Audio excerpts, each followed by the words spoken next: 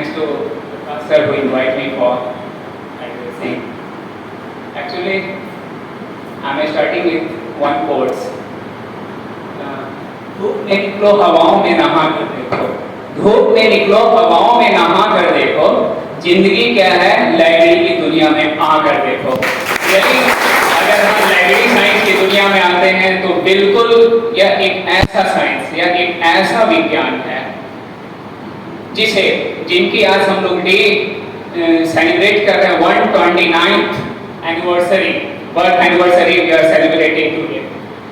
इस एनिवर्सरी में रंगनाथन ने एक्चुअली वह कहा है कि एक गुड लाइब्रेरियन वही होता है जिसमें एक जो इंटरनल और एक्सटर्नल, तो इंटरनल एफिशिएंसी होती है, उस इंटरनल एफिशिएंसी के बाद भी हमें एक एक्सटर्नल एफिशिएंसी को एम्पावर करना है। और इसके लिए उन्होंने कहा कि आप पूरी लगनशीलता के साथ यदि करते हैं तब उस चीज को आप अचीव कर सकते हैं। इसके लिए सबसे पहले अब ये उन्होंने क्यों आखिर बर्थ एनिवर्सरी की बात अभी आई थी, जैसा कि प्रकाश सर ने अभी बताया कि 9th एंड 12th दोनों को हम लोग बहुत मतलब कि हम लोग सेलिब्रेट करते हैं, बोलते हैं। बट क्या इसके पीछे लॉजिक था, क्या इसके पीछे कारण था, क्या ऐसा कहीं किसी तरह का डिस्प्यूट तो नहीं है? नो, एक्चुअली जब हम लोग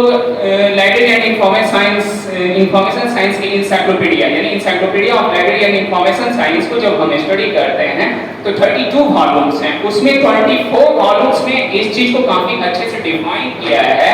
कि क्यों सेलिब्रेट हम लोग 12th को कर रहे हैं। एक्चुअली 9th अगस्त को उनका रियल बर्थ है, बट ये आपको एक उनकी बायोग्राफी जब हम लोग देखें तो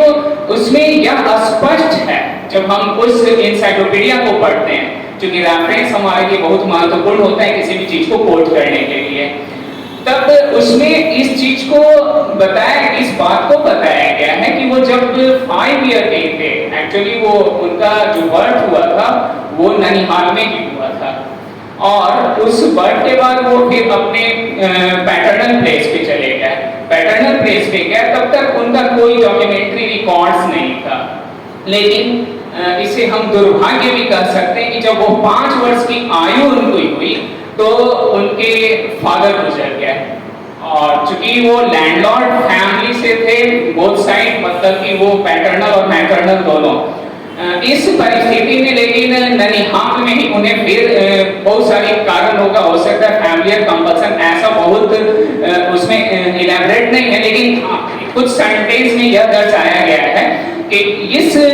दुर्घटना के बाद वह अपने मैटरनल यानी कि ननिहाल में वो चले गए। और यहाँ पर बात आई कि उनका जो आगे एक अध्ययन का सिलसिला, तो वो 5 जब वर्ष की आयु में थे और वो दशहरे से के दिन जो नवमी था उस दिन से इनके हाथ में जो है वो अक्षर ज्ञान का जो है मतलब कि ये शुरुआत थी। यहाँ पर अब बात आ रही थी कि इनका जो नामांकन हो जो प्री स्कूल में, तो अब क्या दिवस होगा, क्या होगा। यहाँ पर अब चूंकि 9th अगस्त था 1892, तब यहाँ पर अब ये समस्या है कि क्या किया जाए। तो एक्चुअली रिकॉर्ड में जो है उनका वो 12 अगस्त जो है ऑफिशियली उनका क्या हो गया कि एडमिशन में वो चला गया प्राइमरी स्कूल में। अब ये इसे हम कह सकते हैं, उसमें जो दर्शाया गया है कि यह टेक्निकल कारण हो सकता है ना। तो अब ये टेक्निकल कारण की वजह से जब उनका डॉक्यूमेंट्री रिकॉर्ड्स को देखा जाता है तो हम लोग सेलिब्रेट करते हैं कब 12 अगस्त। बट अगर उनका ओरिजिनली हम लोग देखें उन इंसाइक्लोपीडिया के रिकॉर्ड से 24th वॉल्यूम में, तब ये इस चीज को बिल्कुल क्लियर कर रहा है कि वो 9 अगस्त को उनका हुआ था। बट है ना, ये किसी तरह का डिस्प्यूट हम ना रखें, हम डॉक्यूमेंट्री रिकॉर्ड्स को ही फॉलो करते हैं और 12 अगस्त को हम लोग मानते हैं। और आज हम लोग 129th जो बर्थ एनिवर्सरी है वी आर सेलिब्रेटिंग, हम लोग यहाँ पर सेलिब्रेट कर रहे हैं। और इस बात को अवश्य हम जाने कि रंगनाथन साहब एक्चुअली ये इन्होंने बहुत स्पष्ट तरीके से बताया, क्योंकि वो एक ग्रेट मैथमेटिशियन थे और वो मैथमेटिक्स के प्रोफेसर भी थे, राइट। और जब क्रिश्चियन कॉलेज, इसके बावजूद वो उन्होंने क्या किया कि जब वो अपने गुरु है ना ईवी रॉस के पास अमेरिका गए, तो ईवी रॉस के पास जाने के क्रम में उनका संपर्क हुआ और एक मैकेनो एक ये टॉय था, उसको उन्होंने देखा तो बोला कि ये क्या चीज है। तब तक मैनुअल डेविस ने क्या कर रखा था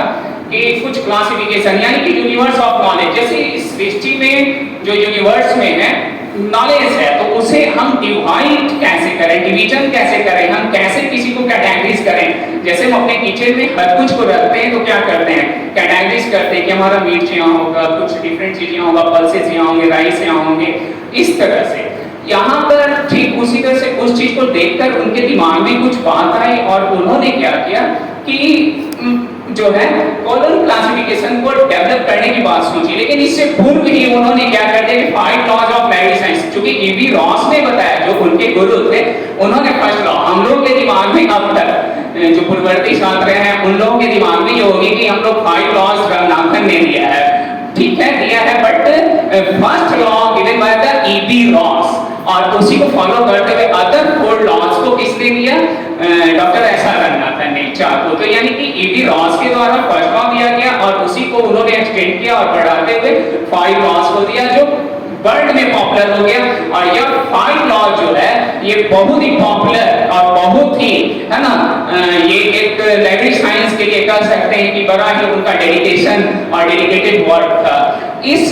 दरमियान उन्होंने एक कोट किया था कि मैं जो हूँ अब जो है कि प्रोफेसर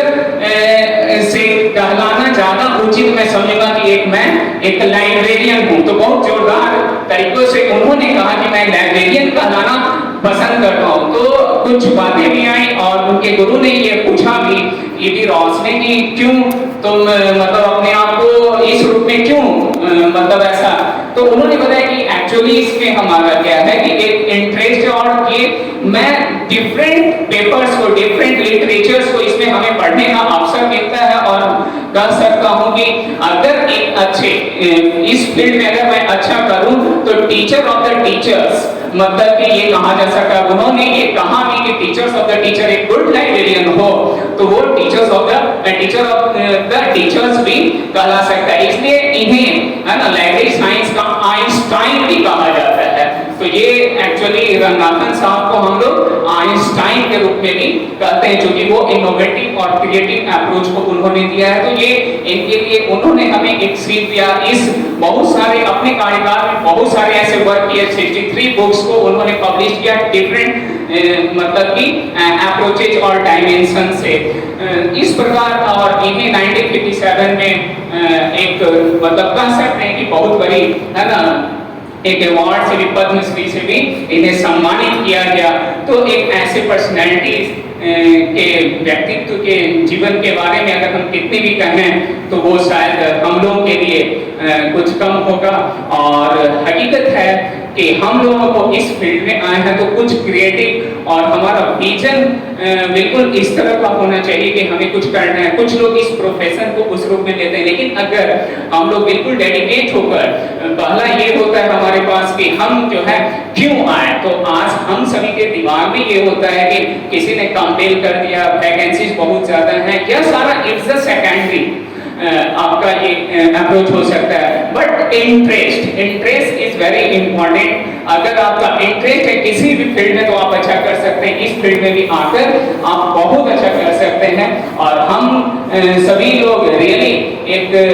ऐसे अभिभावक के बीच, मैं तो अपना पर्सनल एक अनुभव यहाँ जरूर शेयर करूंगा कि एक ऐसे अभिभावक जिनके पास मैं जो अपना अनुभव देखा कि हर कुछ से सक्षम और इनके कार्यशैली, इनकी कार्य करने की जो एक तरीका है, शायद लगता है कि हम लोग भी कुछ सीख पाएंगे, कर पाएंगे। और जो इतने दिनों से, कुछ वर्षों से आफ्टर जो ये कोरोना काल है, वो कुछ हम लोग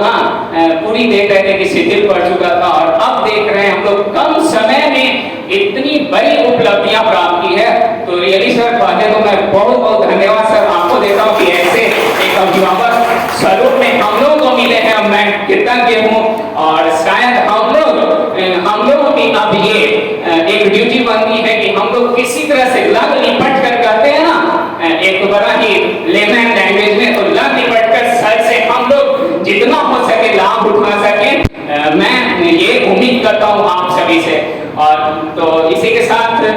मैं अपने चूंकि कम समय और हम लोगों को इस कार्यक्रम को और भी आगे बढ़ाना है, तो बस यही कहूंगा कि ना तू थक के बैठ अभी पूरा बाकी है, कि ना तू थक के बैठ अभी पूरा बाकी है, जमीन खत्म हुई आसमां बाकी है। Thank you.